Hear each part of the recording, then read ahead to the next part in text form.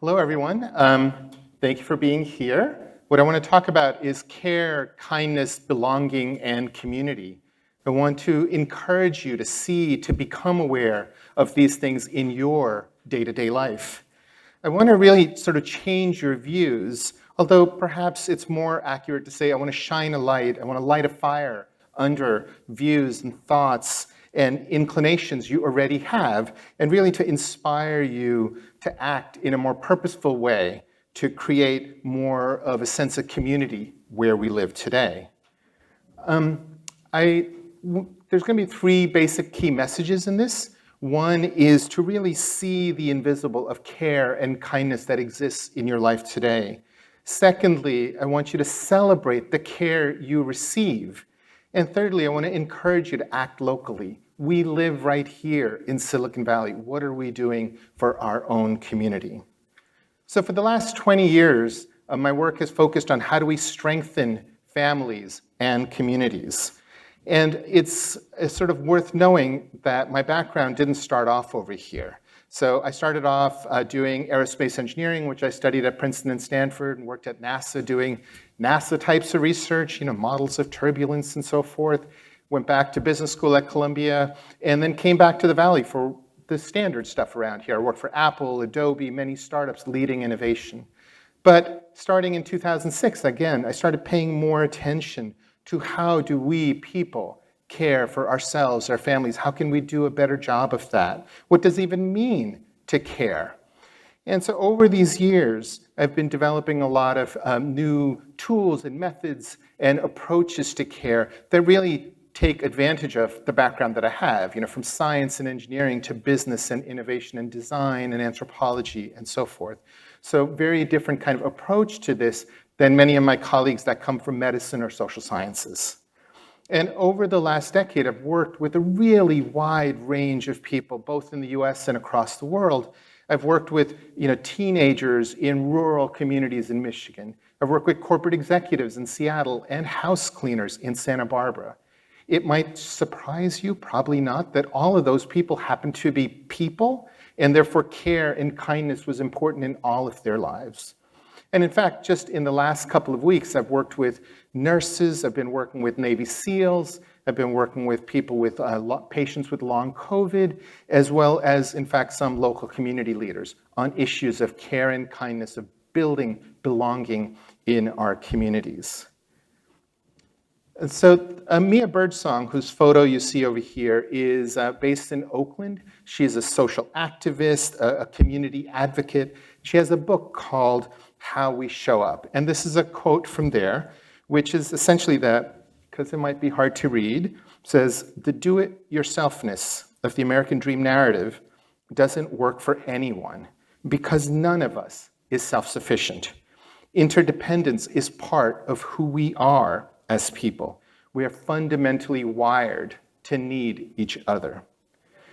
And we live in the US, we've got this American mythology of fierce independence, of the Lone Ranger, of the self-made man. It's utter nonsense. All of us are deeply intertwined in other people's lives.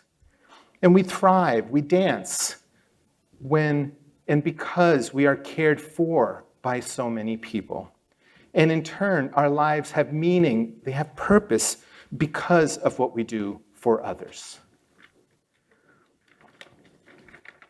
So if you pay attention, you will see how much care and kindness exist in your day-to-day lives. And of course, care is what we do for our children and our elders. But again, if you pay attention, you'll see how much care is given and received every day amongst your friends. And sometimes our closest friends are the people we work with. And also, sometimes more subtle, but obvious if you pay attention, is that everyone in the community is often acting with care. The shopkeepers, the hair salon folks, all of them pay deep attention to what are they doing for their customers. And of course, what teachers do for their students is deeply caring. So, I want to encourage all of you to look closely in your own lives, in your day-to-day lives, to see the impact of the people that are around you and the impact of your day-to-day living on your own well-being, but also of others. Now, I have to acknowledge that seeing is easy to say, turns out to be really hard to do. So I've done a lot of research in the last 15 years about what do we think we're doing. And it turns out to be quite obvious how astonishingly unaware we are of our own lives.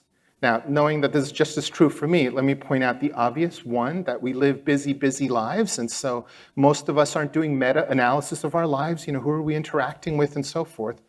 But also, seeing is hard. It's easy to tell someone, oh, pay attention. But actually, without the lack of good tools and methods to see in our lives, it's actually really hard.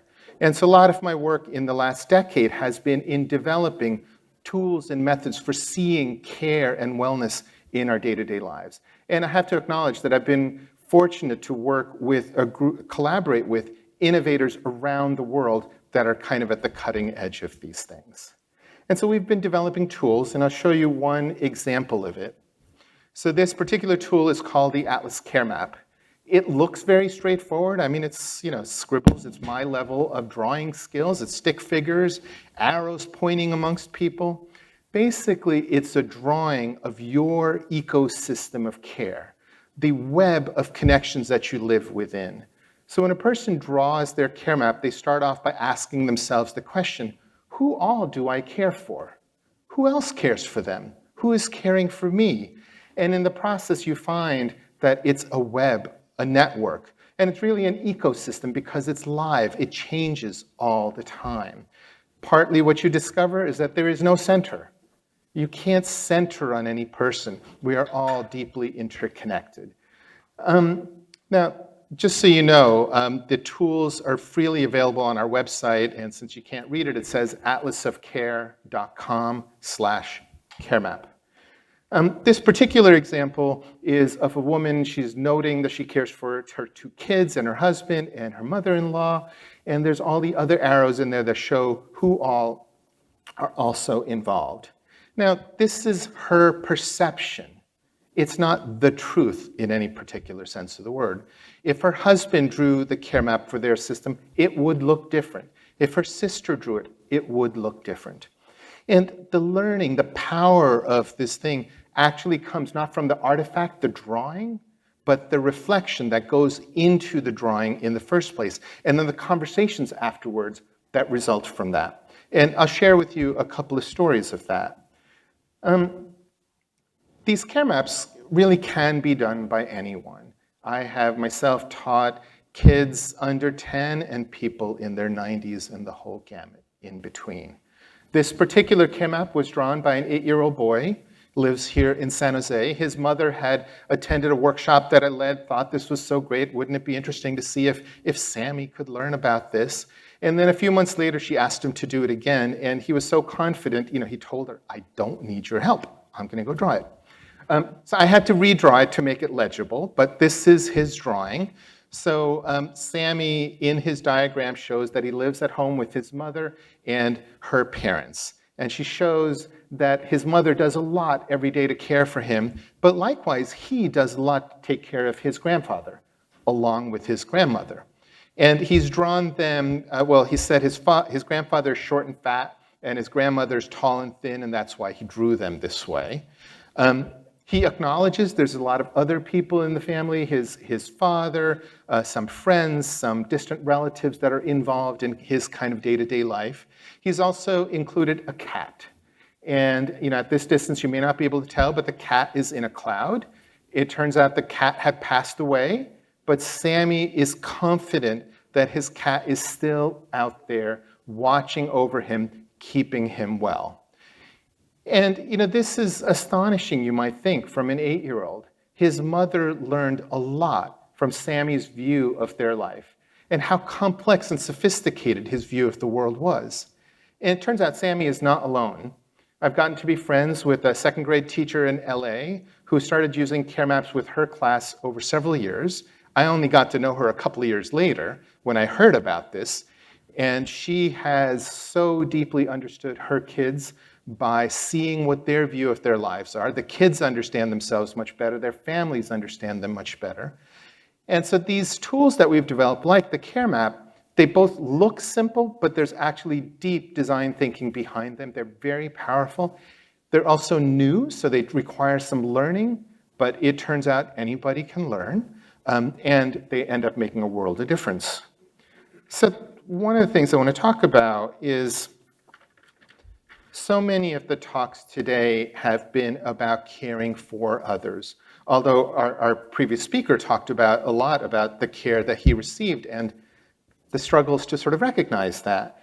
And so much of what comes out of when people do the care maps and such reflection is discovering how much they are receiving and learning to celebrate that. So I want to give you 3 examples. So the woman, the runner over there, when she sort of drew her care map, she had already been a year into suffering from something called long COVID. Those of you who don't know it, long COVID is you get COVID, you theoretically get over, the medical system tells you you're fine, but honestly, you feel miserable, and sometimes this goes on for years. So she had been struggling with it for a year, and when she drew her care map, she found herself including a lot of friends and family on the diagram, which made her really angry as it became clear that there were these people and none of them were helping. And so this anger of, I'm feeling so miserable, why aren't people helping? She also became really frustrated as she remembered what life was like pre-COVID, when she was strong, independent, go, go, go. She was the person people turned to get things done. And here she finds herself not able to do anything. And that's when the aha really came for her. It was her own fierce independence that prevented her from asking for help and often turning it down when it was offered. She would feel insulted if someone tried to help her. And so she came to realize in her own words that she had to get over her sense of ableism to allow other people to care for her. And she's gone on to become one of the leaders in the long COVID movement. She just published a brilliant book on living with long COVID. The middle image is of a woman from South America. She's from Colombia. And she'd been in the US for about 5 years. When we met, she works as a waitress.